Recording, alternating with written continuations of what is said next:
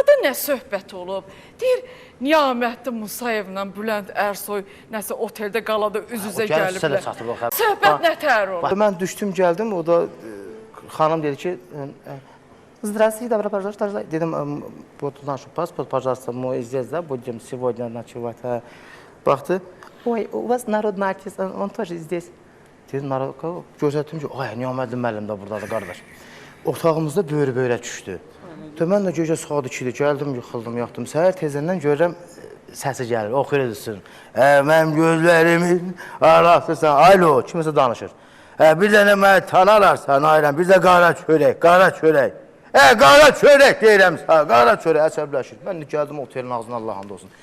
Bu qapısının ağzına gəlirəm ki, girim axşamkına görə üzr istəyim ki, Niyamətli müəllim, məclisdir, ziyafətdir. Mən kimi parod edirəm, sevərəkdən parod edirəm. Valla, yəni, gəlirəm qapının ağzına, yox, nə deyim mən ona. Qapının axı döydüm, tık-tık.